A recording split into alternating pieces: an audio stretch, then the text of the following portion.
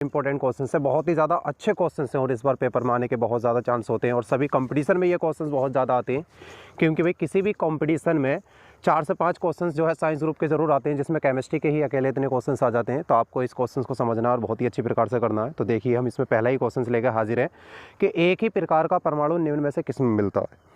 एक ही प्रकार का परमाणु निम्न में से किस में मिलता है। ठीक है भाई, तो आप सभी लोग जान रहे हैं इसे, देखो गौर से, कह रहे हैं एक ही प्रकार के परमाणु निम्न में से किस में मिलता है। भाई तो एक ही प्रकार के परमाणु की बात चल रही है, एक ही प्रकार का एटम की बात चल रही है। भाई किस में मिलेगा?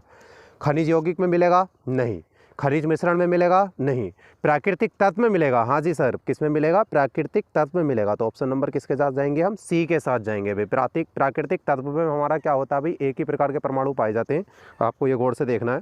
ठीक है, देखो कैसे होते हैं, क्योंकि एक ही प्रकार के परमाणु की बात चल रही है। तो एक ही प्रकार के परमाणु का मतलब क्या होता है? भाई जिसमें एक ही तत्व के परमाणु उपस्थित हो, जैसे कि हमारा H2 होता है, जैसे हमारा N2 होता है, जैसे हमारा O2 होता है। तो ये सब क्या है भाई? इसमें एक ही प्रकार के हमारे परमाणु है। जैसे H2 जो हमारा हाइड्रोजन अणु है, हाइड्रोजन अणु जो गैस है, इसमें H+H है।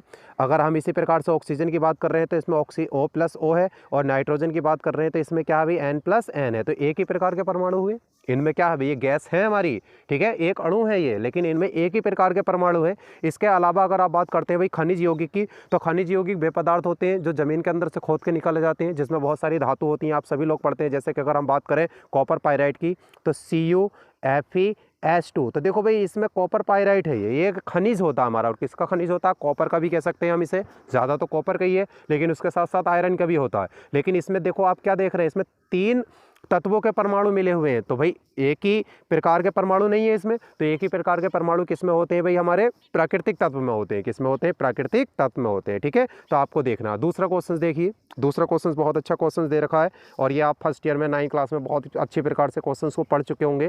कह रहे हैं 2 या 2 से अधिक शुद्ध पदार्थों के मात्रा के विचार से एक निश्चित अनुपात, एक निश्चित अनुपात की बात चल रही है बच्चों। किसकी चल रही है? निश्चित अनुपात। ये बात आपको यहाँ पर समझनी है, क्योंकि 2 या 2 से अधिक पदार्थों को आप अगर किसी अनुपात में मिलाएंगे तो मिश्रण भी बन सकता है वो, और उससे कोई कंपाउंड्स भी बन सकता है, यानी कि कोई यौगिक भी बन सकता है। लेकिन मिश्रण क्या होता है, यौगिक क्या होता है, वो आप यहाँ से समझोगे। ठीक है, 2 या 2 से अधिक पदार्थ शुद्ध पदार्थों के मात्रा के विचार से एक निश्चित अनुपात के संयोग में करने से बना पदार्थ हमारा क्या कहलाता है भाई? क्या कहलाएगा? यौगिक कहलाएगा। ऑप्शन नंबर क्या जाएगा भाई? बी जाएगा, यौगिक। यौगिक क्यों कहलाएगा आप समझिए जरा। यौगिक इसलिए कहलाएगा क्योंकि हम 2 या 2 से अधिक पदार्थों को किस में मिला रहे हैं? एक निश्चित अनुपात में मिला रहे हैं। किस में मिला रहे हैं भाई? एक निश्चित अनुपात, एक निश्चित अनुपात में हम मिलाएंगे तो ये हमारा क्या बन जाता है? यौगिक बन जाता है। क्या बनेगा? यौगिक। तो आपको इसमें देखना है बहुत अच्छे तरीके से। देखो जैसे कि हम बता रहे हैं, एग्जाम्पल बता रहे हैं, जैसे कि हमारा क्या भाई? H2O है। क्या है? H2O। जल क्या होता है भाई? एक यौगिक है। ये हमारा क्या होता है? एक यौगिक होता है। क्यों? आप पहचानो इसमें भाई, जल है हमारा H2O, वाटर है ये। अब जल का एक अणु बनाने के लिए आपको क्या जरूरत है भाई? तो 2 तो हाइड्रोजन परमाणु की जरूरत है और एक किसकी जरूरत है भाई? ऑक्सीजन परमाणु की। तो ये निश्चित मात्रा है, ये निश्चित है, नहीं है? क्यों भाई? ये निश्चित है। अगर आपको जल बनाना है, जल का एक अणु बनाना है, तो एक अणु जल का बनाने के लिए आपको किसकी जरूरत पड़ेगी? 2 हाइड्रोजन परमाणु की जरूरत पड़ेगी और एक ऑक्सीजन परमाणु की जरूरत पड़ेगी। तो जल हमारा क्या हो गया भाई? एक यौगिक हो गया, क्योंकि ये निश्चित है भाई। क्या है? निश्चित। निश्चित है, ये निश्चित है हमारा। हम ऐसा नहीं कर सकते इसे कि हमें पता चलेगा भाई H2 और O2, तो ये जल कब हुआ? ये जल नहीं है, ये क्या हो जाएगा भाई? हमारा हाइड्रोजन पेरोक्साइड हो जाएगा। तो ये भी यौगिक ही है, हाइड्रोजन पेरोक्साइड हो जाएगा। क्योंकि हाइड्रोजन पेरोक्साइड बनाने के लिए हमें किसकी जरूरत पड़ती है? 2 हाइड्रोजन और 2 ऑक्सीजन की। लेकिन जल का एक अणु बनाने के लिए आपको किसकी जरूरत पड़ेगी? 2 हाइड्रोजन 1 ऑक्सीजन। तो भाई ये हमारा क्या हो गया? यौगिक हो गया। बात इसमें यह चल रही है कि 2 या 2 से अधिक, 2 या 2 से अधिक, 2 या 2 से अधिक तत्वों की समान मात्रा को एक निश्चित अनुपात में अगर हम मिलाते हैं तो हमारा क्या बन जाता है भाई? यौगिक बनता है। क्या बनता है? यौगिक। ठीक है, तो क्वेश्चन समझ में आ गया होगा। अगला क्वेश्चन हम देखते हैं। बहुत अच्छा क्वेश्चन दे रखा है ये वाला भी। देखिए ये दोनों क्वेश्चन जो अभी हमने सेकंड क्वेश्चन किया और ये वाला जो क्वेश्चन कर रहे हैं हम, दोनों बहुत ज़्यादा इंपॉर्टेंट क्वेश्चन हो जाते हैं और दोनों बिल्कुल सेम क्वेश्चन है। तो आपको यहाँ पर समझना है। कह रहे हैं 2 या 2 से अधिक शुद्ध पदार्थों को किसी भी अनुपात में मिला देने से बनता है। भाई 2 या 2 से अधिक पदार्थों को क्या कर रहे हैं हम? क्या कर रहे हैं यहाँ पर? हम यहाँ पर क्या कर रहे हैं भाई? 2 या 2 से अधिक पदार्थ को किसी भी अनुपात में मिला रहे हैं। अरे किसी भी अनुपात में कोई निश्चित अनुपात नहीं है, जो आपका मन कर रहा है आप उस अनुपात में इसे मिला सकते हैं, तो निश्चित अनुपात में मिलाइए, ठीक है। तो 2 या 2 से अधिक शुद्ध पदार्थों को किसी भी अनुपात में, या हम जब 2 या 2 से अधिक पदार्थों को एक निश्चित अनुपात में मिलाते हैं तो यौगिक बनता है। लेकिन यहाँ पर बात चल रही है किसी भी अनुपात में मिला देने पर, किसी भी अनुपात में जब हम मिलाएंगे तो भाई क्या बनेगा, मिक्सचर बनेगा। क्या बनेगा, मिक्सचर, जिसे हम क्या बोलते हैं, मिश्रण बोलते हैं भाई, क्या बोलते हैं, मिश्रण, ठीक है। जैसे एग्जाम्पल के तौर पर आप देखिए, जैसे आपको शरबत बनाना है भाई, क्या बनाना है, शरबत, आपको शरबत बनाना है भाई, क्या बनाना है, शरबत। शरबत बनाने के लिए आप क्या लोगे, पानी लोगे, जल लोगे, और क्या लोगे भाई, चीनी लोगे। आपको किसकी ज़रूरत पड़ेगी, पानी की और चीनी की ज़रूरत पड़ेगी। अब आप क्या करोगे, ठीक है भाई, ये हमारा जो पानी और ये चीनी है, आप इससे भाई एक अलग अलग मात्रा में ले सकते हो। आपने मान लिया कि 1 लीटर पानी ले लिया, तो उसमें आपने 200 ग्राम क्या डाल ली भाई, चीनी डाल ली है, 250 ग्राम डाल लिया, आधा किलो डाल ली, कितनी भी आपने चीनी डाल ली। तो चीनी की मात्रा आप जैसे जैसे बढ़ाओगे, बस शरबत क्या होगा भाई, मीठा होता चला जाएगा। अगर चीनी की मात्रा ज़्यादा करते हो तो शरबत मीठा हो जाएगा, और पानी की मात्रा अगर ज़्यादा करोगे तो क्या हो जाएगा भाई, थोड़ा सा कम मीठा वो रहेगा। तो यहाँ पर बात ये चल रही है कि आपको यहाँ पर निश्चित जो है मात्रा नहीं दे रखी है कि आपको जो है 1 लीटर पानी ही लेना है और आधा किलो चीनी ही लेनी है। आप अपनी इच्छा अनुसार, अपने टेस्ट के अनुसार आप इसमें क्या डालोगे, चीनी मिलाओगे, ठीक है। तो आप अपने अनुसार भाई आपको कितना मीठा पसंद है, कितना आपको जो है फीका पसंद है, तो आप उसके हिसाब से क्या बना लोगे, उस चीज़ को मिश्रण बना लोगे। अब बस हाँ, यहाँ पर बात ये आ जाती है कि मिश्रण के जो टाइप्स होते हैं वो 2 होते हैं। एक होता है भाई समांगी मिश्रण, और एक होता है हमारा विषमांगी मिश्रण। क्या होता है भाई, एक होता है हमारा समांगी मिश्रण और दूसरा होता है हमारा विषमांगी मिश्रण। तो बस इसके टाइप्स 2 हैं। अब समांगी और विषमांगी को आप अच्छी तरीके से समझ सकते हो। समांगी क्या होता है भाई, समांगी भी होता है जिसमें अगर हमारा कोई मिश्रण है तो उसमें जो पदार्थ दे रखे होते हैं, प्रत्येक मात्रा पर उनकी प्रत्येक स्थान पर उनकी मात्रा क्या होनी चाहिए, समान होनी चाहिए। एक होता है हमारा समांगी, समांगी से पता चल रहा है कि जो मिश्रण हम बनाएंगे तो उसमें क्या होगा, और एक होता है भाई विषमांगी, तो उसमें क्या होगा भाई हमारा, उसमें प्रत्येक स्थान पर, जैसे कि हम शरबत ही बना रहे हैं, हमने क्या किया भाई, शरबत बनाया, तो शरबत में हम लोग क्या कर रहे हैं भाई, चीनी घोल रहे हैं।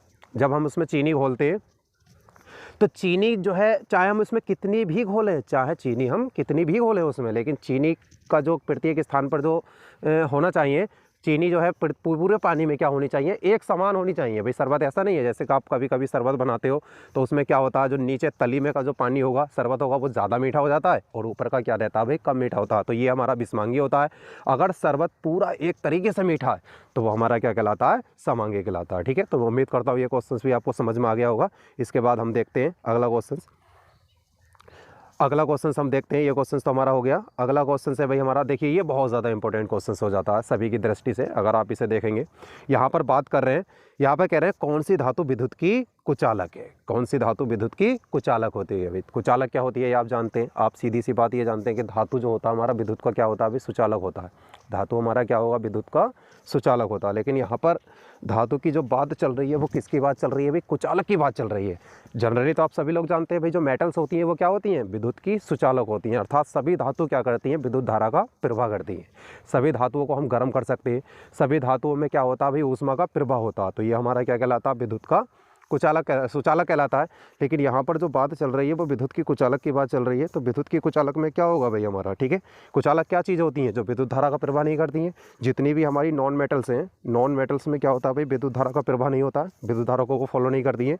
तो ये जो होती है हमारी क्या होती है भाई, कुचालक होती हैं। लेकिन यहाँ पर धातु की बात चल रही है, बहुत एकदम, अगर इसमें कोई नॉन मेटल्स होती है तो हम बिल्कुल जनरली बता देते हैं कि भाई यही हमारी विद्युत की क्या होती है, कुचालक होती है। लेकिन यहाँ पर जो बात सबकी सब क्या दे रखी है, धातु, टिन धातु, कॉपर धातु, लेड धातु, निकल क्या है भाई हमारा, धातु है। लेकिन यहाँ पर जो बात चल रही है, इसी धातु में से एक धातु का नाम हमें बताना है जो क्या है भाई, विद्युत की कुचालक है। तो ये बहुत ज़्यादा इंपॉर्टेंट क्वेश्चन होता है, हर किसी को पता भी नहीं होता है, या क्योंकि हम लोग इसे पढ़ नहीं पाते हैं। लेकिन आपको यहाँ पर देखना, और आपको एक नई जानकारी ये यहाँ पर मिलेगी कि कुछ धातु भी विद्युत की कुचालक होती हैं। वरना हम लोग यही जानते हैं कि धातु विद्युत की क्या होती है भाई, सुचालक होती है। तो कौन सी धातु होगी इसमें, लेड होगी भाई। ऑप्शन नंबर सी के साथ जाएंगे हम, लेड, लेड के साथ जाएंगे। लेड होती है भाई, लेड, लेड होगी ये हमारी। लेड का प्रतीक क्या है बच्चे, सब कमेंट्स में बताएंगे, सभी लोग कमेंट्स में करके बताएंगे लेड का प्रतीक क्या होता है। तो धातु कौन सी होती है भाई, कुचालक होती है। क्यों होती है, कुछ निश्चित परिस्थितियां आ जाती हैं, कुछ ऐसी कंडीशन आ जाती हैं जिस कंडीशन में ये धातु इलेक्ट्रॉन त्यागती नहीं है, बल्कि इलेक्ट्रॉन क्या करने लगती है, ग्रहण करने लगती है। कुछ कंडीशन ऐसी आ जाएंगी भाई, ये कि इलेक्ट्रॉन, वैसे तो हम जानते हैं कि जनरली धातु क्या करती हैं, इलेक्ट्रॉन त्यागती हैं। लेकिन ये लेड एक ऐसी धातु है, कुछ निश्चित कंडीशंस में क्या करेंगी भाई, ये धातु त्यागने की बजाय, धातु इलेक्ट्रॉन त्यागने की बजाय इलेक्ट्रॉन क्या क्या करने लगेगी, ग्रहण करने लगेगी। ये इलेक्ट्रॉन क्या करने लगती है, ग्रहण करने लगती है, ठीक है। तो इलेक्ट्रॉन ग्रहण करने की कंडीशन के हिसाब से ही हम इसे क्या बोल देते हैं, विद्युत अचालक बोल देते हैं, या अचालक बोल देते हैं, या हम क्या बोलेंगे इसे, कुचालक बोल देंगे। विद्युत की क्या बोलेंगे भाई, कुचालक बोलेंगे। ये बात आपको समझनी है। तो लेड का प्रतीक क्या होता है, ये कमेंट्स करके बताएंगे।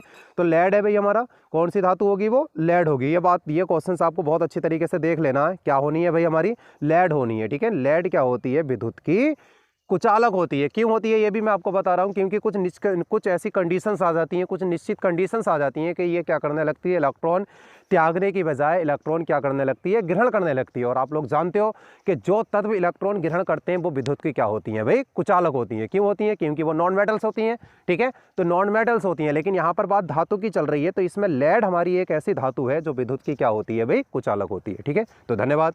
अगर आपको मेरी वीडियो पसंद आई हो तो लाइक करें, कमेंट करें और शेयर करें, ठीक है। और चैनल को सब्सक्राइब करें, प्लीज़ प्लीज़ चैनल को सब्सक्राइब करें। धन्यवाद।